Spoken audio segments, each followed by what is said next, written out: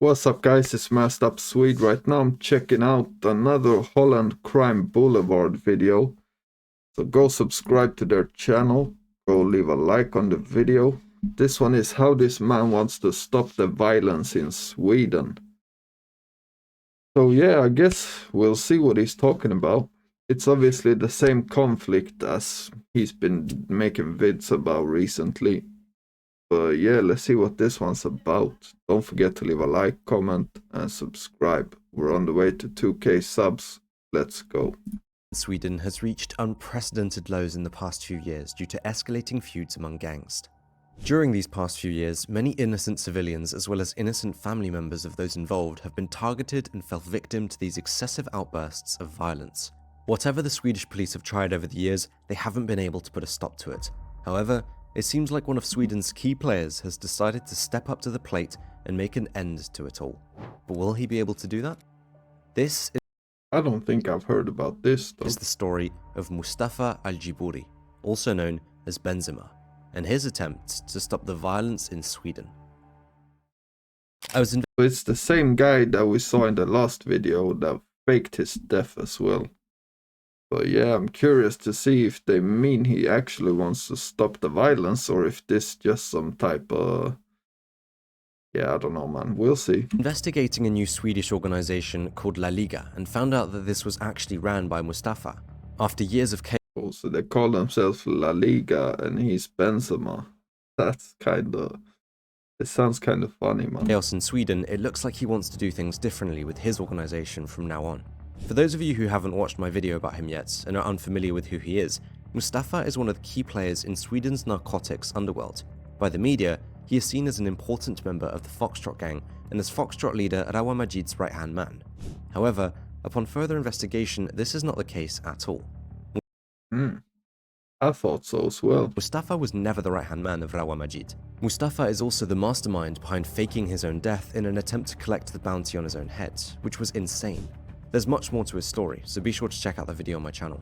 To understand his reason for setting up a new organization and changing his way of working, we first have to explain the current situation in Sweden. Why does he want to do things differently? Let's dive into it. Okay. A lot has happened in the past few years in Sweden with regard to gang violence. Despite still being perceived as an affluent and peaceful country, the numbers don't lie. In 2022, the number of shootings in Sweden reached a total of 391. This is the highest number observed in the period between 2017 and 2022.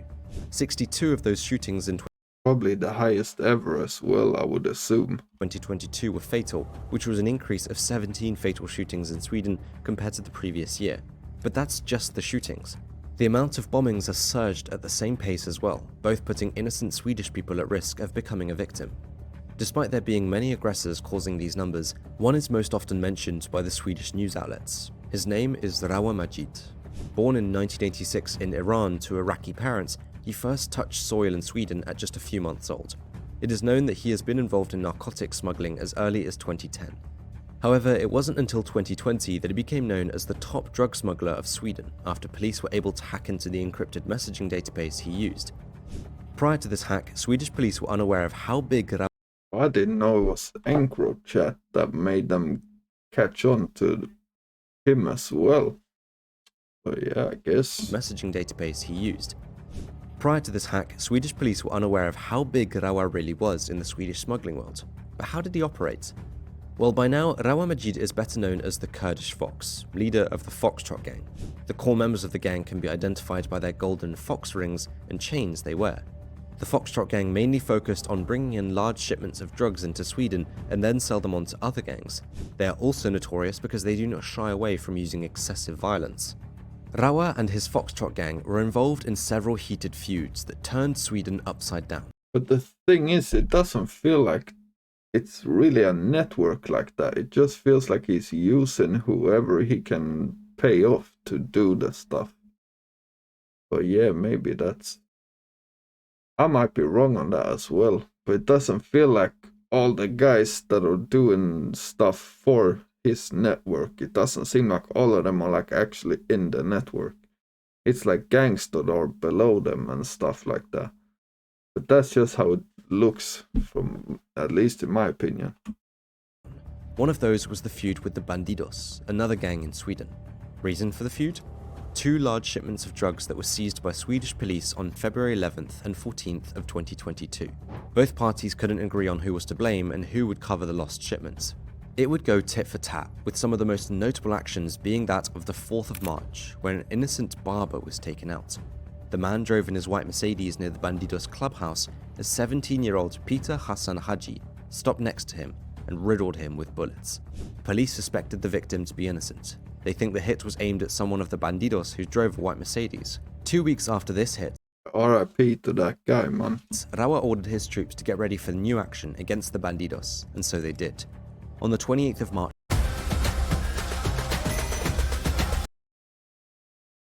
Yeah, these damn commercials, man. But yeah, it's a lot of innocent people getting killed. That's the maddest part, in my opinion. And also that a lot of them are so young, man. a young man can be seen running into a gym and Oh yeah, there's the gym shooting as well. downwards into the staircase. It's evident that he came with a mission. Let's look at the video.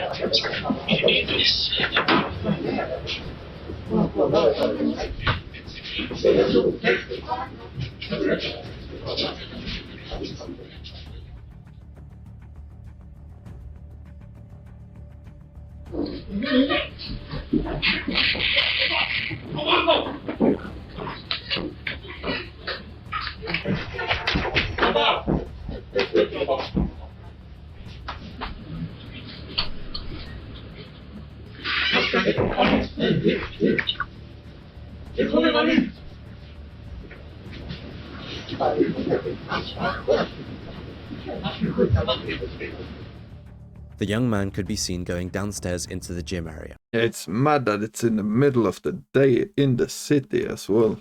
That's crazy. Here is where he struck someone, and you can see bystanders running up the stairs in total panic. Shortly after, the shooter ran up the stairs again. He even tried to escape through the wrong door before someone guided him in the right direction. His mission? To remove a highly ranked Bandidos member who was in the gym as well. The end result? He had struck Frederick, a totally innocent man who did not survive. RIP, man. The hitter was just 16 years old when he did it. While all this was happening, Raua himself remained at bay in Turkey. In 2023, there was yet another feud he was involved in. This time, it was with Mikael Tenezos, also known as the Greek, and his Darlen gang. Swedish crime journalists have said that the feud stems from a battle over the supply of narcotics in the city of Sundsvall. The city of Sundsvall was long supplied by the Darlen gang. Raua Majid's Foxtrot gang has tried to muscle themselves in on the Sundsvall market, which led to the start of the feud, as the Darlen gang was not going to let that happen. However, it should be noted that it is also reported that it was actually the Foxtrot gang that had control over the city of Sundsvall, and that the Darlen gang tried to force its way in. Either way, it had become a battle for turf, and it definitely has not been something we've seen before in Sweden. In the first 26 days of this year, 2023, there had already been 13 bomb attacks, meaning there was one attack every 2 days. A lot of them were credited to Yeah, the bombs are the craziest thing, in my opinion. It's lucky how few people have died from these explosions so far, man. It's not a lot of the times no one gets injured, or at least seriously injured, but yeah, it's gotta be crazy still. 15 bomb attacks, meaning there was one attack every 2 days. A lot of them were credited to this feud.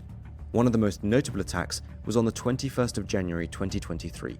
The video shows an apparent teenager, and you can hear his young voice briefly, armed with a Kalashnikov, stand in front of a door as he takes his time to load the firearm. He aims at the door and unleashes 15 bullets right through the door. The apartment was home to the ex-girlfriend of rapper Thrife, who is said to be linked to the Greek. Rapper Thrife, however, was not in his apartment. His ex-girlfriend and a young child were. It's instances like these that show the ruthlessness of how the Foxtrot gang have been operating. Compared to other crime regions I've covered, there don't seem to be any boundaries in Sweden. Revenge isn't just taken out on the people It's not that crazy though when you think about, if they do kill someone, they get 4 years in a youth center. Like, it's not even jail, it's a youth, like, and some of them have even been like freed from the actual youth detention center, whatever you call it. So yeah, it's pretty much a joke, man. Directly involved. In Sweden, they go after parents, partners, siblings, and so on. Another prime example coming up shortly, so stay with me. Besides all the feuds that Rawa was engaged in, there was also trouble brewing within his own Foxtrot gang. The past few months have shown the Foxtrot gang wasn't as tight as they used to be. In fact, a conflict had arisen within the gang itself, which led to members turning against each other. Ismail Abdo, also known as Strawberry, once a close confidant of Rawa and labelled as his right-hand man, had broken with Rawa after a personal dispute. Word on the street is that Rawa had stolen Ismail's stash worth several millions. This betrayal in turn led to a furious Ismail, who sought revenge for the theft and went after everyone related to Rawa and his gang. Rawa in his turn would strike back even more aggressive. This feud would cause a lot of violence and destruction in Sweden yet again, though it started off in Turkey on the 6th of September 2023. On CCTV footage, it could be seen that two men arrive on a moped. One of them hopped off and fired several shots towards 5 people, members of... Yeah, I'm not gonna lie, most of these things he's already said in previous videos, but the Foxtrot gang. I guess something new is gonna come soon. These 5 people in turn fired back, and no one was seriously injured. As immediate revenge for the shooting, the 60-year-old mother of Ismail Abdo was taken out just a day later. Though R.I.P. man. we've seen a lot of unprecedented lows already, this is a good depiction of how ruthless Rawa and his gang were. Not even someone's mother was safe. 4 days later, there was another shooting. This time, it was aimed at Rawa's mother-in-law. A man repeatedly knocked on her door, however she did not. Your life is going to change now. I'm Elon. Yeah. For a few minutes, the man shot at her apartment and fled. Had she opened that door, she most likely would have not survived. Ismail's plan failed. Then, 2 days after that shooting, a man was taken out in a stairwell of his apartment building. Upon further investigation, it was determined that the man, Mogos, did not have any connection to the conflict and was at the wrong place at the wrong time. Yeah, R.I.P. once again, man. It's just a lot of innocent people getting killed, man. Intended target was a family member of Rawa. These insane amounts of violence, paired with the total ruthlessness, caused those directly involved, the gang members, to flee the country. The previous attacks have shown that since the key role players in the feud couldn't get to each other, they decided to go after their family members. This led to some of their family members and other relatives fleeing the country as well for their own safety. I can't sleep at night because I don't know if my front door is going to explode or if someone crazy is going to enter and shoot us. We are absolutely terrified, said an anonymously interviewed family member who has nothing to do with the feud except being family to someone involved.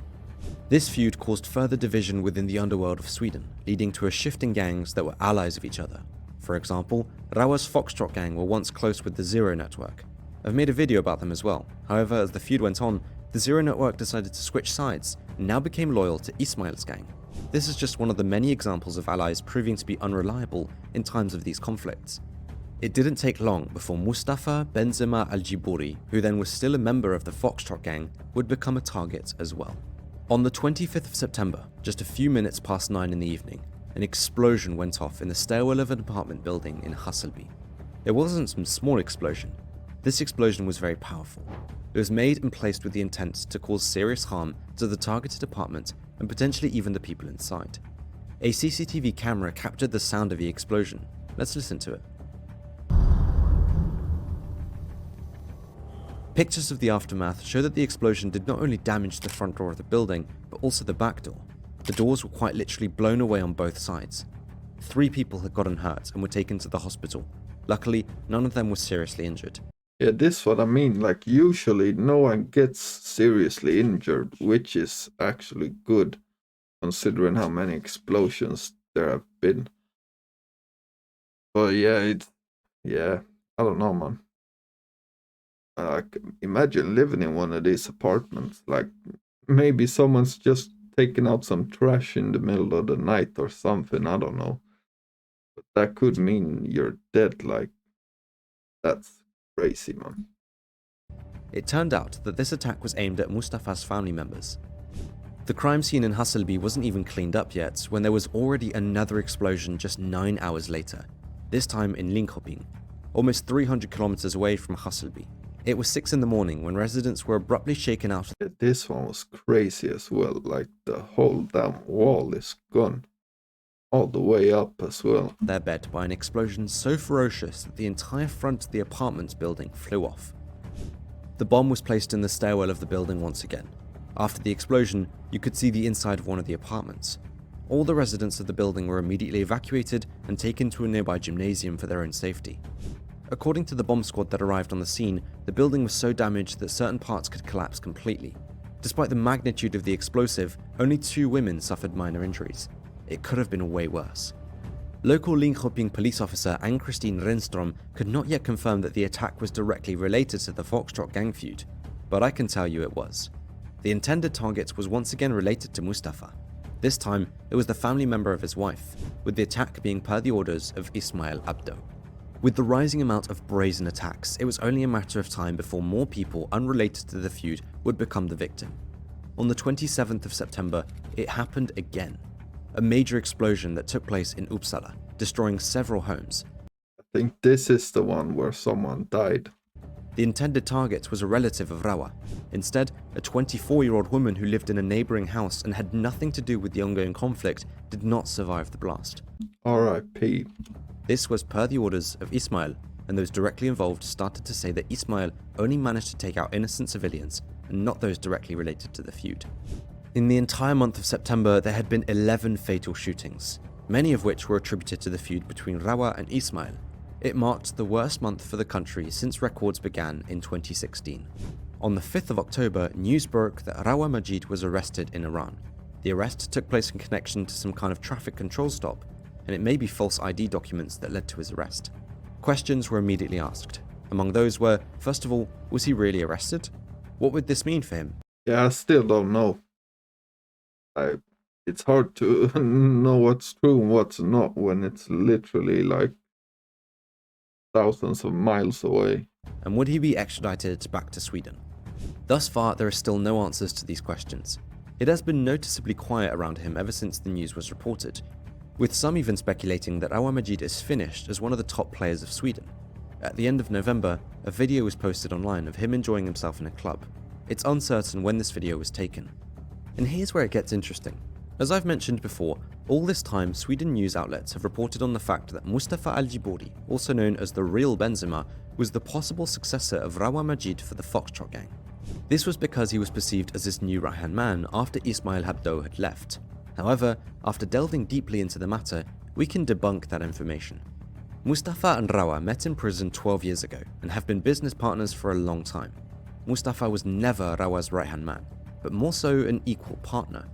He has taken a Yeah, I didn't know this stuff, but yeah, I haven't really heard much about Benzema either, so... step back from the Foxtrot gang some time ago and has started his own organization called La Liga. The name of the organization derives from a police operation against Mustafa that started at the end of 2022. Police called this operation Operación La Liga and managed to catch several associates, shooters, and drug stashers of Mustafa. I guess he found the name fitting and decided to adopt it for his new organization. Information shows that with his organization, he wants to change the current state of the underworld and its continuous violence in Sweden. In our research into La Liga, we managed to get in contact with Benzema and asked him if he wanted to reply to anything about what we had found on his organization. So they actually contacted him as well. This is what he personally had to say. This is a message from Du missar väl inte ICAs egna god... That's actually mad. They actually asked him personally. I mean, that's good though. That's how you get the real intel.